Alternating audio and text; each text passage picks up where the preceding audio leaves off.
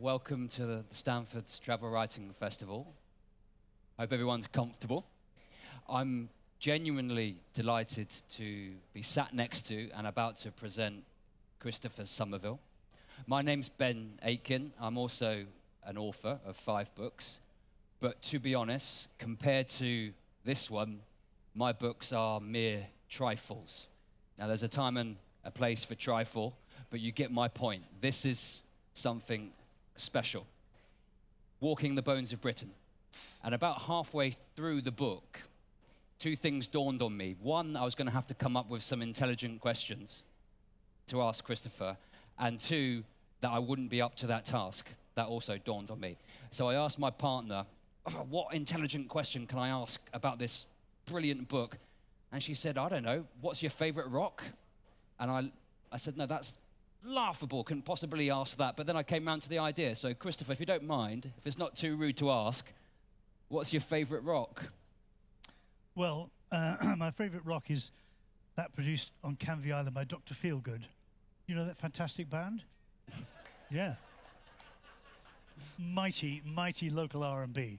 But if you're talking about stone-type rock, I think most people would say, and I agree, that it's limestone, because you get lovely flowers, beautiful formations. It's where you get the fossils and so on, and also you get other rocks pushing into it and making a difference, big blobs of other sort of rock. So it's a fascinating thing, and it covers most of Britain.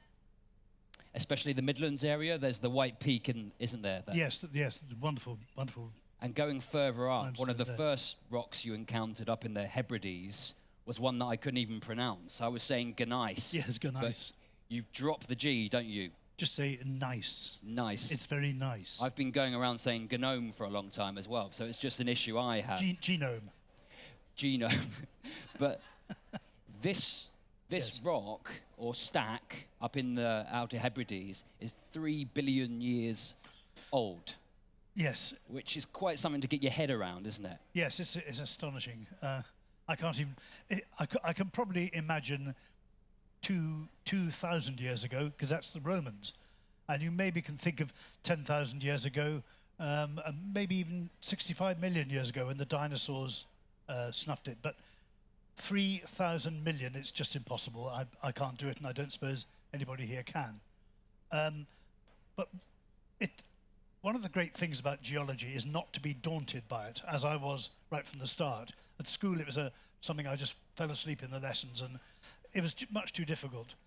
Tufaceous breccias and andesite flows of rhyolitic lava and so on. Well, at the beginning of the book, Wake me up. the first line of the book is, at school, I was so bored by geology. Yes. And it's the only moment in the book where I knew exactly what you were going on about. So I guess that invites the question, how can we make it less so? Yes, less boring. How do we uncover the magic of it? Well, you certainly don't look on the internet, because if you look at anything geological on the internet, after the first layer, you Google, I don't know, rhyolitic lava, and you Google that, and it comes up with a page of completely incomprehensible jargon, which nobody except a geologist could possibly understand. So I think that puts off 99% of people. That there's no connection between what's under our feet and what we see around us all every day in that kind of jargonological stuff.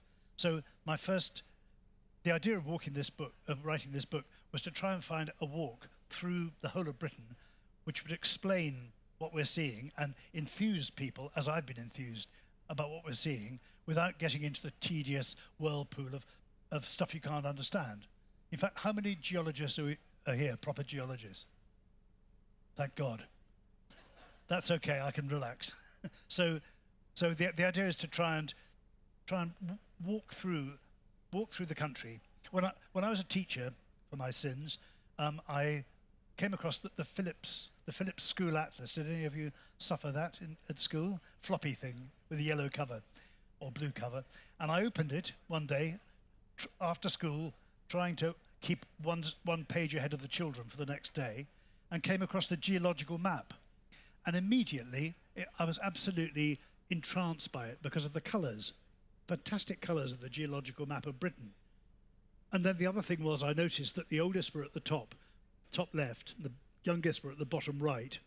And could I maybe devise a walk which went right through the whole of Britain, telling the 3,000 million year old story of our country, and not just what's lying under the ground as a pile of dead rocks, but how it's affected the manufacture that we do, and the farming, and the kind of people we are, and the shapes of the landscape, the birds and the bees and the trees, the bricks of London, everything which we see around us. It's tempting sometimes to think of geology as a rural affair. Yeah. But in truth, it's ubiquitous. It's urban. It's everywhere. It's in London. Yes. Isn't it? It's the jobs we do. It's the buildings we live in. Yes, you were telling me beforehand that walking through London, you were noticing geology in a way that you hadn't before. For example, in the bricks, you know, that yellow clay that most of London's buildings are made of. That's just from down there. And the place that I come from in Somerset, it's limestone. That's a different colour and different sort of brick or sort of stone. And if you're in, I don't know, the Outer Hebrides, it's this nice, this very, very hard ancient rock with stripes in it. We build and we create and we make barns and stone walls and field boundaries and houses out of what's around, what's actually there. And some people make a living out of the rocks, and for them it is inescapable. It's a fate and a destiny to be going down the mine and extracting and working these stones. Anyway, can I ask you to maybe read a section for us? I think you're about to go up Ben Nevis, and I think rather than us chatting exclusively, if you could give us a flavour of the writing, that would be great. So you're about to go up Ben Nevis in Scotland. Yes, in the company of one Andy Bateman. Intermittent rain over western Scotland, turning heavier, gloomed the Met Office entrail reader, with widespread thunderstorms, hill fog and low cloud. A typical Highland summer's day. I gritted my teeth, girded my loins in Gore-Tex, and set out from the visitor centre in Glen Nevis, in full expectations of a storm-battered slog up the notoriously ill-tempered Ben Nevis. Who's climbed Ben Nevis? You know what I'm talking about. By my side walked Andrew Bateman, a man whose origins in the flat country of the English Midlands have naturally lit a fire of ambition to climb any peak that's put in front of him, the tougher the better. This is a man dedicated to opening the delights of the rugged outdoors to all comers. He can dig you into a snow hole for the night out in winter, while plying you with whiskey and plastic bags of snow-moistened porridge, or accompany you from sea level to the top of Britain's highest mountain. Up the flank of Ben Nevis we climbed the well-worn pony track. It rose through layers of rock that carried the stamp of massive heat and pressure. First came a band of clay mudstone, metamorphosed by volcanic heat into a green-black rock called hornfels, followed by a grey section of speckled quartz diorite, an igneous rock dotted with flecks of quartz. I'm sorry about this, that's boring geology. That melded into a bank of dark granite, hard and rough to the touch. The wide and accommodating pony track, pitched with stones, is rather patronisingly known as the tourist path, and we pass family groups in jeans and trainers walking the track along with sterner hikers in mountain boots. Ben Nevis is a popular mountain. Everyone knows it's the daddy at 1,345 metres, and a good number of visitors to the Highlands set out to climb it. There's nothing technically difficult or demanding about the path, but a wise walker doesn't underestimate Ben Nevis. It's always cold at the top, and the mountain has a well-earned reputation for sudden storms. I'll go on for a bit. We tackled the second and stiffer part of the climb, crunching interminably back and forth up the graphically named zigzags. I can see some people have already done this, trembling as you relive it. The path rose into a zone of dark volcanic rock, magma that made it to the surface and spewed out in a molten gush.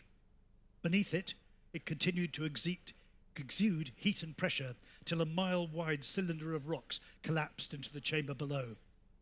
A giant crater or caldera was formed, volcanic ash piling high amid the lava rock. Once more I marvelled at how such ancient scenes of violent upheaval, devoid of their sound and fury and intense spectacle, could be stripped back so prosaically to these cold, wet stones on the mountain where our boots were clinking. Suddenly, we popped out of the murk. Glorious blue ridges and mountain peaks floated away on a soft wool carpet of cloud. Soon, we were looking down on all of them from the heart of the caldera, the boulder-strewn summit of Ben Nevis. Especially striking was the view southwards across Glen Nevis to the disembodied tops of the Mamors, their white quartzine crests gleaming in the sunlight as though streaked with snow. Ben Nevis is no summit for solitary meditation. Hundreds were there with us. Children, seemingly hardly big enough to walk. One tiny girl in pink plastic sandals. "It's lovely here," she breathed. Sandwiches were munched, pop bottles popped around the summit cairn. An arc-shaped shelter bid atop a 6-metre stone pedestal vividly demonstrated how deep the snow and frost can lie up here in winter. "Wonderful," enthused Andrew, like a man who'd never climbed Ben Nevis before. "The summit's been in cloud the last 7 times I've come. Just look at that." And he pointed to range upon range, fold upon fold of mountains, a mosaic of dinosaur ridges, ink-shadowed valleys, and intensely blue lochs. We stood and gazed, tiny beings at the apex of Britain. Thank you. When I was getting through the book, sometimes I was reading, sometimes I was listening, and if I was in a really good mood, I would read and listen at the same time. So I had the audio book going whilst I was following you. And what I realized doing that was just the music of your writing, the poetry of it. And for me, putting the geology to one side, the bedrock of this book's brilliance is the writing. Thank you. I think you've had some practice, haven't you? Is Yes, it book number 42?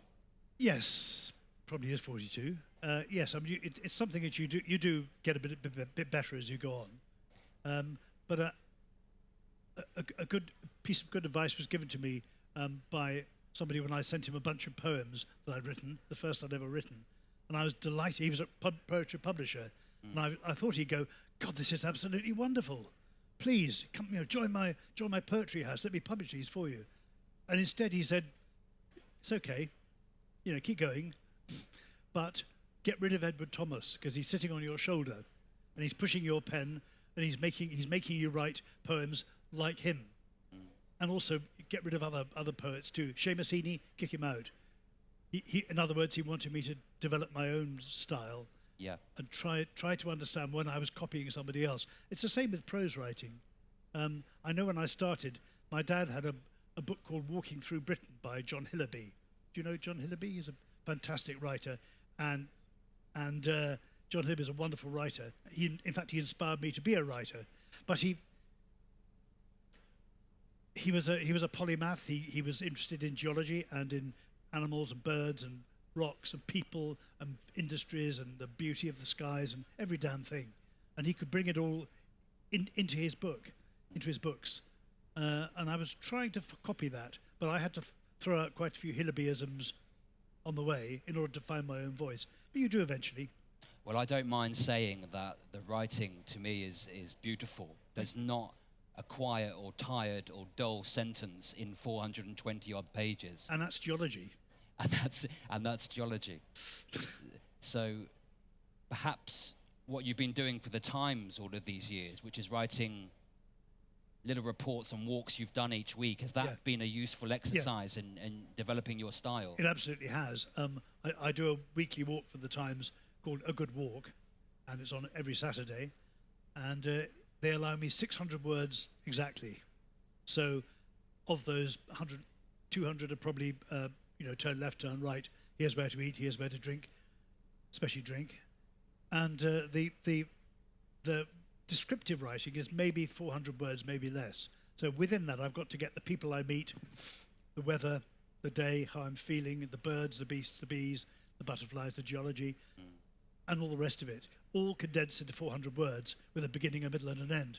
Yeah. So it's quite a challenge. Well, it was quite a challenge, but as you go on, I've written about 680 of these things now, so you do get a sort of facility for it, and it shapes as it goes along. And although that book is not 600 words long, it's about 120,000 words long, still, it's the same thing. You're shaping it as you go along. you're chucking out things you don't need to say, you're importing things you do.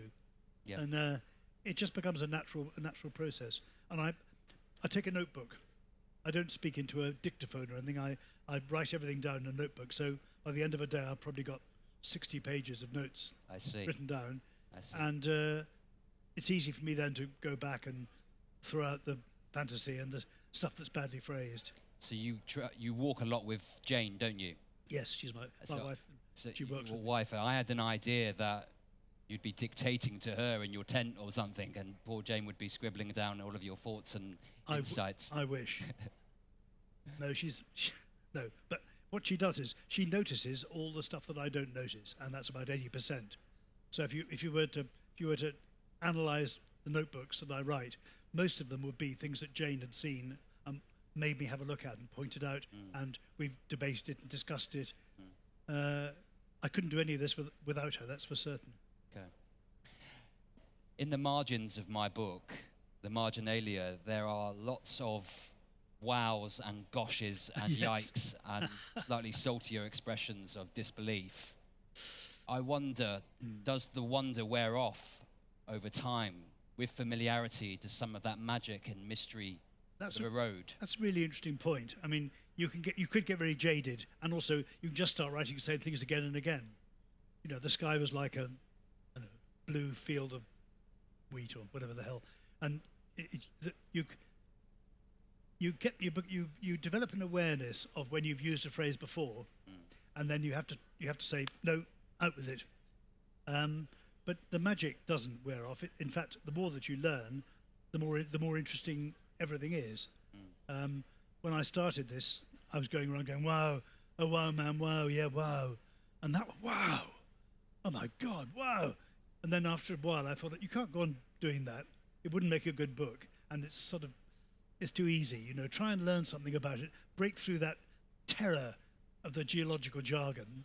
Yeah. See if you can't actually learn what rhyolitic breccias are, and that was damn difficult to do. Once you had learned, then everything became much more interesting, because you could understand where it came from, tectonic plates crashing together and forcing up mountain ranges 10 miles high, and huge rifts being torn in the body of the earth, and tidal waves sweeping in, and seas covering stuff and going away again, mountains rising and falling. It's a most incredible story. And if you could have a speeded up film of it that lasted about a minute, it would all be action like this, you know, and fumes and smokes and so on. It's just because it's taken such a long time. Yeah.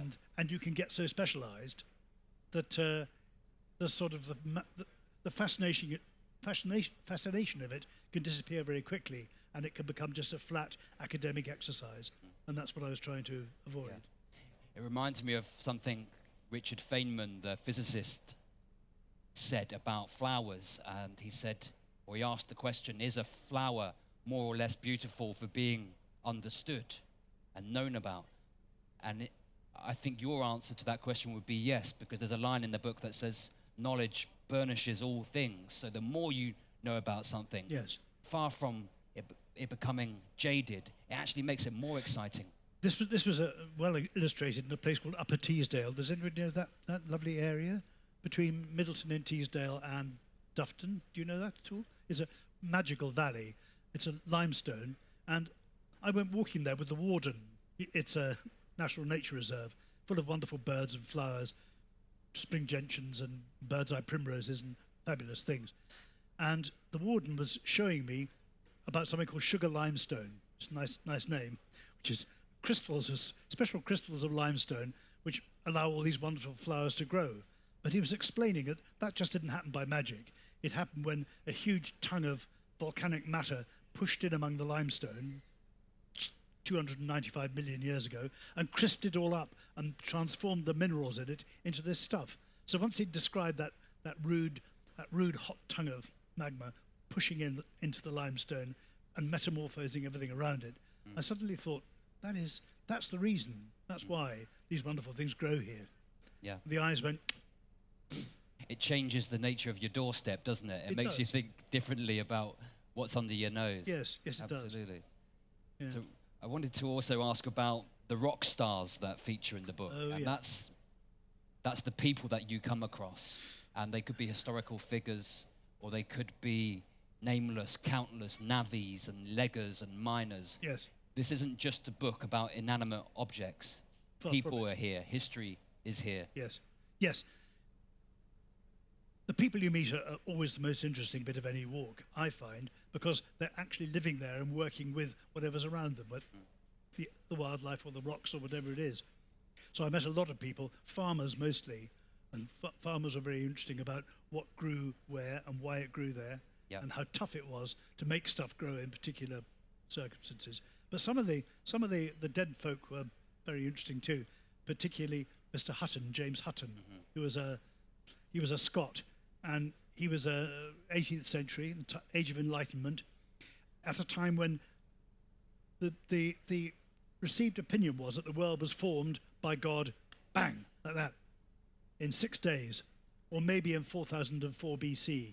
They weren't quite sure, but God was a sort of celestial brickie who put everything like this in 7 days and then put the cap on a Sunday, and that was it. Take it or leave it. And if there were any anomalies, and you did find older stuff on top of other stuff, well, that was just the way he planned it. Or maybe it was Noah's flood, churning everything up a bit. But Hutton was somebody with an independent mind who was able to think, let's step back a bit and understand that that actually isn't so. And he was not reviled, but he was ignored by the establishment at the time. A lot of men with very large grey beards who laid down the law. And Hutton was somebody who had a revolutionary mind. He was able to see, there's a particular place in Scotland where he saw that the cliffs were like that, and there were other bits of rock on top like this, and it was made a T. Those were older, those were younger. How did that happen? And then he could visualize that the stuff at the bottom was levered up and made to stand upright. Well, what could possibly have taken the sea floor and literally hinged it up by 90 degrees and made it stand on end? And then what could have plonked that other stuff on top? And what happened to the rocks which should be in between? It was a mystery, but it was a mystery which he felt had a scientific explanation to it. So that was Hutton was somebody I had a great deal of time for. He was a pioneering original thinker. And just as your writing has got a sort of scholarly element to it, but is very much has a common touch as well. It's at once learned and demotic. I think your focus and your gaze in the book is equally split. You've got time for James Hutton and you've got time for Dr. Johnson, but there's also a focus on the nameless and the unsung people that have worked the land and often died in and among these rocks. Yes, especially when you get to the Gritstone country, around Hebden Bridge and places like that in West Yorkshire. And that's where the Industrial Revolution kicked off. And if it hadn't been for the Gritstone, the steep valleys, the water pouring off the moors to drive primitive water wheels, and then to the factories could be built, and then down in the valley, the steam factories and the roads and the railways and the canals. Everything was shaped by the geology just to kick that Industrial Revolution off. And I found that fascinating. And the miserable lives of some of those workers. There were the huge rewards and the fantastically miserable lives that people led. Yeah. I was interested in the story of Tina Batty. Remind me of Tina. She was the teenager that discovered something, but nobody believed her or something. Tina the teenager. She was 15, and she discovered a fern in a quarry in Leicestershire, only 15, and it was in the layer they call Precambrian, which really essentially meant before life on Earth. She found this fern in the rock, below the layer where it should have been, and was incredibly excited and thought, we were told at school, and I've always been told, that that's a lifeless layer of rock. Life hadn't started yet, and here's a piece of life. And showed it to her teacher, and the teacher said, poo-poo, little girl, sit down, that's nonsense. And Tina had to go away with her head in her hands. And a year later, a boy, Roger Mason, discovered it as well, and took it to his dad, who happened to be a geography teacher with a bit more nous. And they investigated, and yes, it was the first of that kind of fern ever found in the world. So it's called is it Charnwood? Anyway, it's got the scientific name of Masonii after Roger. Really, it should be called Batty after Tina, but she missed out. As often it happens with the historical record. I'm afraid so. You say at one point in the book that one of our national treasures, apart from Ant and Dec, is I don't say that. I must have dreamt that. Is the network of pathways Yes. that we have in this country. Now, you've trampled across and along many of them. Looking back, do any sections sort of leap out of you as particularly beautiful or memorable? Well, one of the things about writing for the Times and before that for the Telegraph, lots and lots about walking, is I try not to go to the honeypots, because everybody goes to the honeypots. I try and go to bits of Lincolnshire or bits of Leicestershire or unknown bits of Lancashire where people don't normally walk. So there's masses to choose from. I do like the Pennine Way, which runs from Edale in Derbyshire up to Kirkyessham, just across the Scottish border. And it's a rough, rugged old path. There's something about the mist and the mire and the kind of the effort, the slog you have to put in there, and these beautiful but very bleak scenes, which really appeals. It's something about man not against nature exactly, but man striving with nature, I suppose you'd say. I really like that a lot. And as I say, Upper Teesdale is my favourite place of all, especially in spring. If you stay in the Langdon Beck Hotel and you go walking, there's a place called Cronkley Fell, and if you walk up there, you'll find the gentians and the bird's eye primroses, and also the nesting birds in May. You'll find lapwing and redshank and curlew and snipe, all calling because they're nesting, zooming around in the air. Beautiful smells, and the River Tee is crashing down across these great waterfalls, High Force and Cauldron Snout, because it's swollen with the spring rain and the winter snowmelt. So it's a dramatic, lively, loud, rowdy place. Absolutely. And that's the place for me. So the Pennine Way that you've mentioned, I think Simon Armitage wrote a good book about walking he did. along that. Walking Home, is it called? I think, something like that. Something like that. What sort of geology are you going to encounter on the Pennine Way? You start with the gritstone, dark Dor moors, sodden with water and quite a slog to get over. Then you come into the beautiful limestone dales of Yorkshire, where it lightens immediately. Then there's a mixture of moors and limestone, and then you get into the Cheviot Hills, a lovely wild range of rounded hills, where it's, again, there's some limestone, but it's mostly granite and bits of sandstone. So it's quite a good variety. And you're going from wild to wild with a bit of nice pastoral stuff in between. So by now, your feet must be aching somewhat, yes, metaphorically and actually. Yes, you wouldn't like to see these, I'll tell you, if I had my shoes off. Are you close to hanging up the walking boots, or have you still got many miles to cover? I believe you've got a folder marked ideas for books and stuff. Is that still pretty chunky and replete? There are masses of ideas in it. How they'll turn out, I'm not quite sure.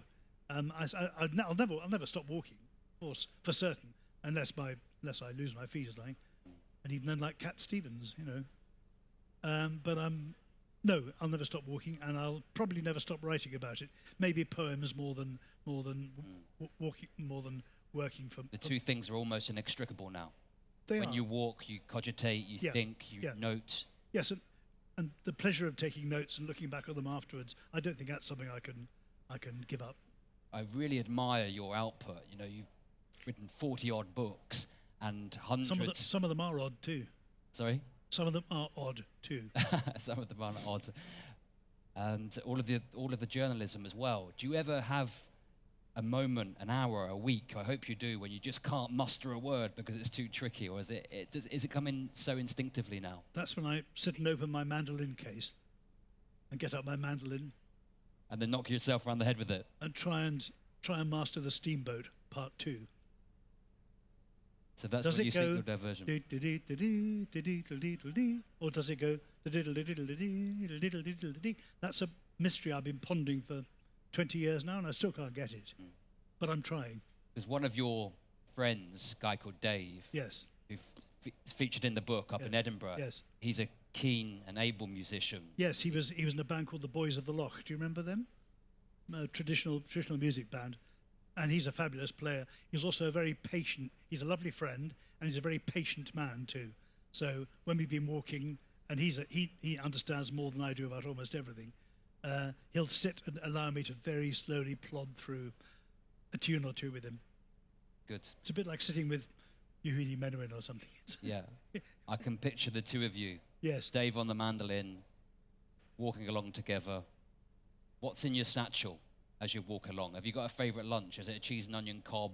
Is it a packet of crisps? What's your No, go-to? my body is a temple, so I just an isotonic drink and a nut bar, that'll do me. A can of Monster Energy drink. Or actually, I probably don't eat anything when I'm walking along, but afterwards, I know this is heresy, but a nice pint of beer, pint of Tim Taylor's or something like that. Yeah. And, I don't know, a steak pie, maybe a steak and Stilton pie, something healthy, you know. Yeah. So, in your experience, which hostelry or pub or tavern or inn have you been most delighted or pleased to arrive Oh, I at? couldn't possibly tell you, but if I did, it would be one that doesn't. It would be the Hunter's Lodge, above Wells in Somerset, on a crossroads near Pretty. It looks like the slaughtered lamb. It's just you wouldn't go in there to look at it. You know it, do you? If you walk into the Hunter's Lodge, it's got stone flag floor, barrels behind the bar, so all the beer is right from the barrel. Roger Dawes is the landlord, and he's a man who wears a tank top and rolls his sleeves up, and he's a delightful man.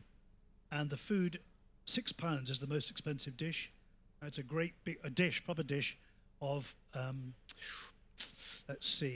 probably some kind of fierce chili with a doorstep of bread about that thick with butter on it.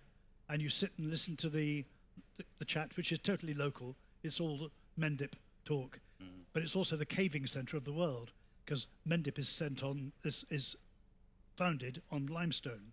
There's wonderful caving systems, and one of them starts in the pub car park.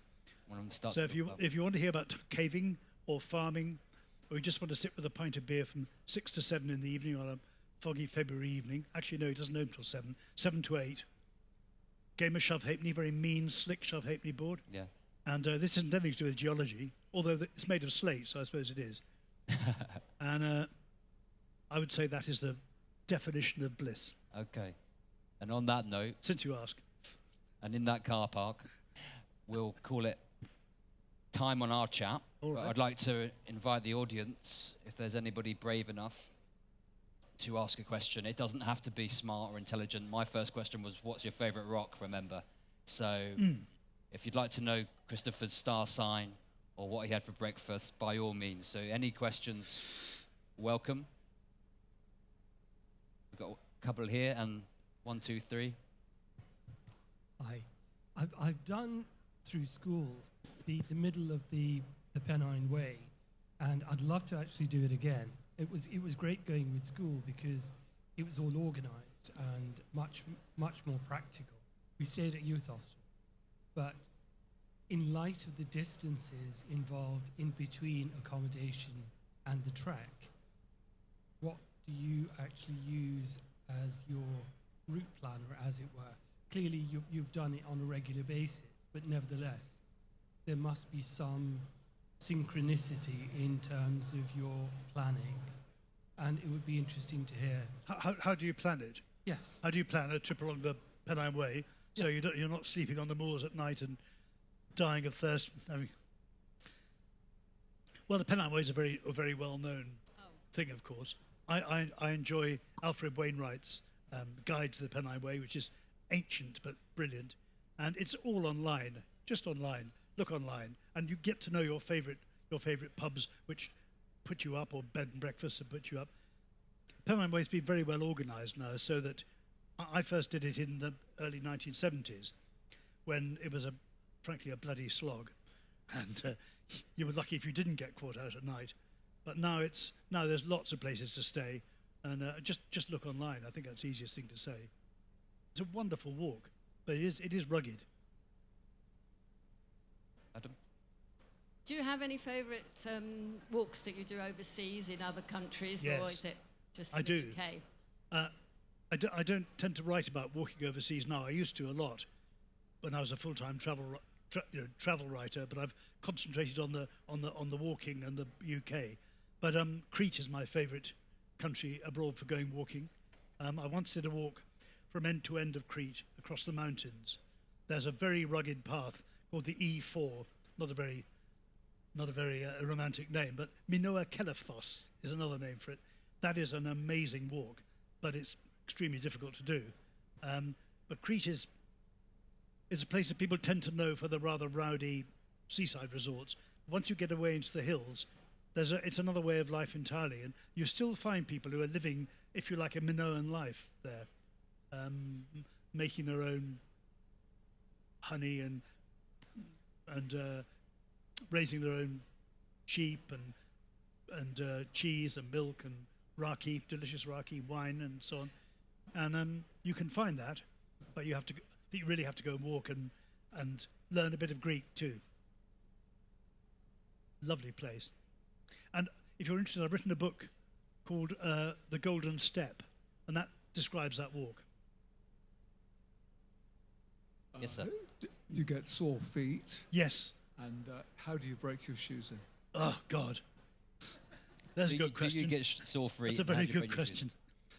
When I was 15, I went on a walk in the Lake District with my dad, and he gave me my first pair of proper boots, and they were called Feldschuhen. They were made of ox hide. And what I didn't know was they took 6 months to break in, and you had to pee on them, basically, like a guardsman, and then work the pee in with a kneading stick and all this stuff. I was just given them, put them on, went walking from Stockley Bridge to somewhere else, a 2-mile walk to break me in, and I ruined my feet almost forever after. Huge holes gouged out of the back of them. I've suffered from sore feet all my life. My dad did too. And I have something called tailor's bunions and this and that, horrible sore patches.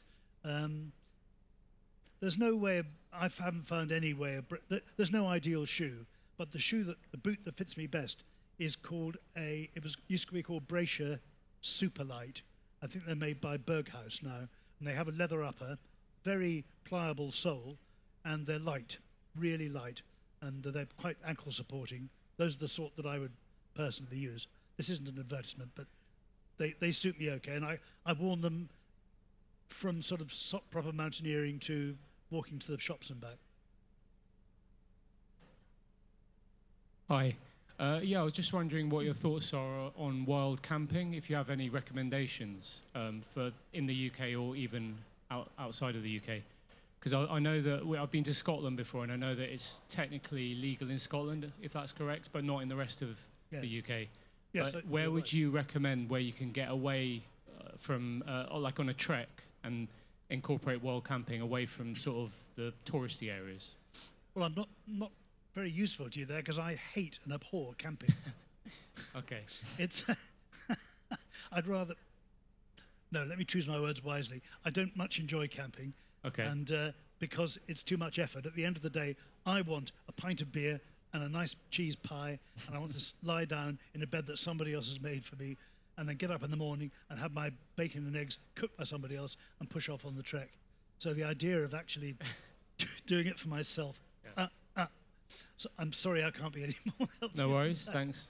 Of course, you can get off the beaten track. It's a serious question. There's this big fuss about Dartmoor at the moment, and wild camping there. And I must say I've got some sympathies with the landowners there, not because people shouldn't be able to camp everywhere, they should, but some people don't clear up after themselves. Some people disturb the wildlife. Some people go camping in the middle of a lapwing nursery, in May. So it's a question of how well people behave. And unfortunately, there's no legislation which will make that happen. It's a good question, though. Yeah, I've been walking Lady Anne's Way from Skipton to Penrith, and I've got about 10 miles still to do. But I was one, and knew nothing about your talk before I arrived. So you said you've made notes as you've gone along. So did you refer to these notes from years back, or how did this walk? How did you put it together? Did you start from south to north? Can you tell us a little bit about how you planned it? That's a really good question. The walk starts in the Outer Hebrides at the Butt of Lewis, right up as far as you can get, the oldest rocks in Britain, and then it ends off in Wallasey Island in Essex, the youngest rocks you can get. In fact, the geology is still forming itself with the help of man there. They've done an amazing job building new seawalls and converting what was a green chemical oasis, not oasis, the other thing, green chemical desert, into a wonderful wildlife reserve. That's something else.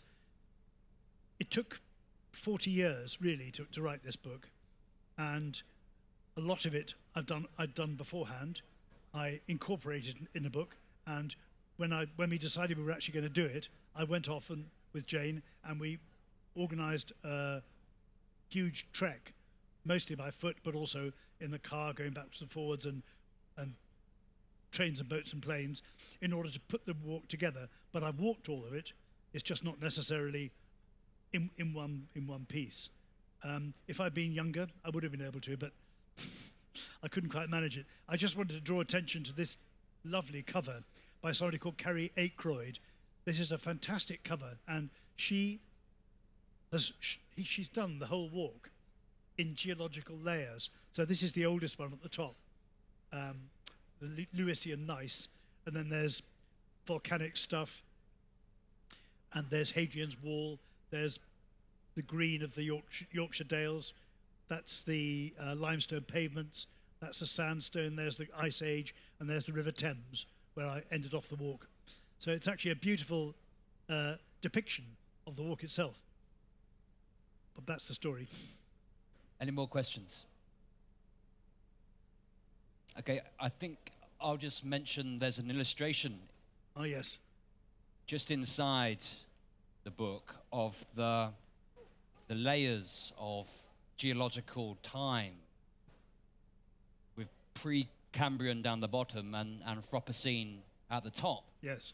And I devised an aid memoir, a mnemonic, to help me remember that order forevermore. Let's have it. And it was a haughty policeman nicked Pauline Cummings just to please Constable Dunstable, South Orlando's chief of police. The trouble is, I struggle to remember the mnemonic, let alone what it indicates. What? Yeah. But I love it. a serious question. Yes. If we're at the Anthropocene period now, yes. that anthro bit, that points to us. Why is it gained that name? Yes, well, people were suspicious about this for a long time, and people denied that we're even in a geological era called the Anthropocene or Anthropocene. But it actually means the geological time frame, which we, the human race, is now influencing, is now running and organizing, and for better or worse, influencing is the word, anthropos. And we're in it because, as nobody who's got any eyes in their head can fail to see, we are affecting everything around us now in a way that no other living creatures have ever been able to do. Yep. Where it's leading is quite a problem, and the last couple of chapters go into this. I don't live in London, but I did finish off the book by travelling through London on a boat, actually, from Kew to the Thames Barrier, then walking on into Essex and the Essex marshes. It was quite a shock to me, I have to say, to see just how, I'm sorry, London dwellers, but grotesque I thought London looked from the river. These massive, great glass towers gobbling up the sky and the hardened banks of the Thames. But, you're all fed up, I'm fed up, we're all fed up with being lectured about how we're destroying the world. I didn't want to do that. But even though I decided I didn't want to do that, I had to notice it. It's so obvious, the mess that we're making of things. So the very last chapter of the book on Wallasey Island suggests how we could not reverse that process, but how we can deal with the mess that we've made. It's really very inspiring what's happened there in terms of bringing wildlife back and using stuff from Crossrail. All that muck from Crossrail, 3 million tons of the stuff, has been taken to Wallasey Island and used to build up new walls and new lagoons. It's a marvel of creation. And the sea walls, which used to keep the sea out, but also kept everything else out, have been broken, and the sea's been allowed in as a natural resource. It's quite wonderful, and I'd urge anybody to go out there and see for themselves what's been happening. It's out beyond. If you don't know where it is, it's out beyond Canewden. So now you know. Okay, can I invite you all to join me in thanking Chris and wishing him well going forward? Thank you. Thank you very much.